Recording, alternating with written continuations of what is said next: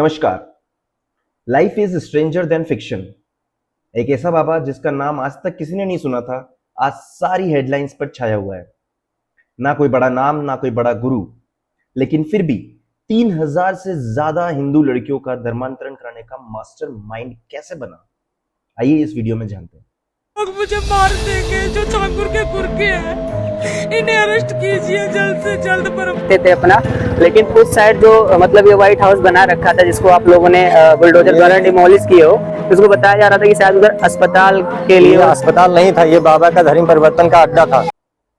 ये कहानी है चेंगूर बाबा की, यानी जलालुद्दीन शाह की, जिसने एक छोटी सी दरगाह से अपना आश्रम शुरू किया और आज उसके ऊपर देश के खिलाफ साजिश रचने का इल्जाम है। और इस बार बात सिर्फ फेक बाबा तक सीमित नहीं है, इस बार बात है नेशनल सिक्योरिटी की, फॉरेन फंडिंग की और मास कन्वर्जन की।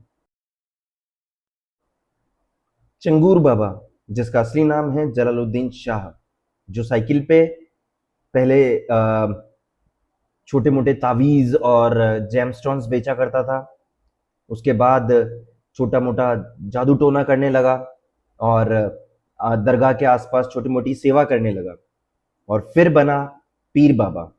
अपनी पत्नी को पंचायत का इलेक्शन जिता दिया और फिर बनाया एक आलीशान आश्रम। जी हाँ, 70 कमरों का ये आलीशान आश्रम, इसके अंदर इंपोर्टेड मार्बल से लेके सीसीटीवी कैमरा से लेके सारी लग्जरी, सारी लेजर आइटम्स जो आप सोच सकते हैं वो सब कुछ था। एक सूफी संत के रूप में लोगों की हीलिंग और दुआ के बहाने अट्रैक्ट करने लगा। जब यूपी एटीएस ने अपनी इन्वेस्टिगेशन शुरू की तब सारा सच सामने आया।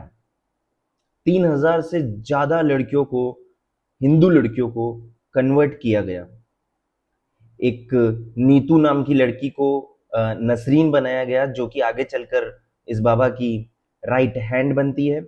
इसका पति नवीन को जमालुद्दीन बनाया गया और इसका बेटा महबूब भी इस रैकेट में शामिल हो गया।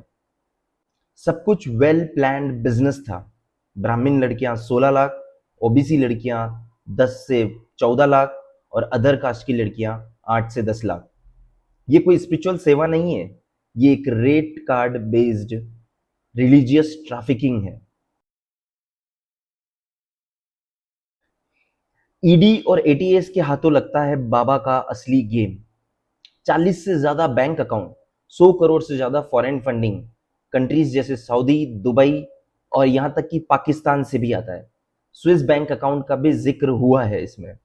एटीएस ये भी क्लेम कर रहा है कि बाबा नेपाल गया था आईएसआई से कनेक्शन बनाने, कन्वर्टेड महिलाओं के थ्रू एक स्लीपर सेल बनाने की तैयारी चल रही थी, जिससे देश भर में जो भी इनके मोटिव्स थे वो पूरे किए जा सकते थे।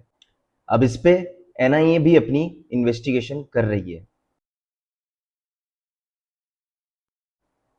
जो महल बाबा ने बनाया था, 70 कमरों का आलीशान महल, वो महल बेसिकली इलीगल प्रॉपर्टी पे बना हुआ था और जब बुलडोजर उसे हटाने वहां पहुंचा तो बाबा रोने लगा और बोला कि ये मेरे चाहने वालों का प्यार है, इसे मत हटाइए।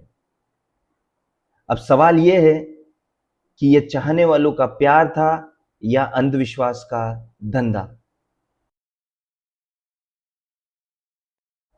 ये सब बाबा पिछले 15 साल से करता आ रहा था। तो सवाल ये उठता है कि हमारा सिस्टम सो रहा था क्या? क्या इसके पीछे कोई पॉलिटिकल प्रोटेक्शन थी, या किसी ने जानबूझ के आंख मूंद रखी थी, या वहां के लोकल पुलिस का सपोर्ट था?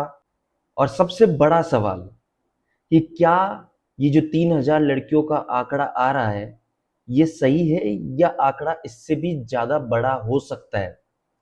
क्या ये बाबा की जो जड़ें हैं वो सिर्फ यूपी स्टेट तक ही सीमित है या देश के दूसरे कोनों में भी इसने ऐसा ही कुछ फैला रखा है? ये सिर्फ एक ढोंगी बाबा की कहानी नहीं है, ये कहानी है सिस्टम के फेल होने की, ये कहानी है धर्म के व्यापार की, ये कहानी है कैसे अंधविश्वास के जरिए ऐसे घिनौने काम किए जा सकते हैं। जब धर्म धंधा बन जाए तो समझ लेना देश की नींव में कीड़े लग चुके हैं। आपको क्या लगता है इस तरह के केसेस में क्या एक्शन लेना चाहिए? कमेंट करके जरूर बताएं। मेरा नाम हिमांशु माहेश्वरी है। आप सभी से यही अनुरोध है कि ऐसे जो भी धार्मिक बाबा हैं जो आपको धर्म के नाम पर ये सब घिनौने काम करने के लिए विवश करते हैं, इनसे बचें।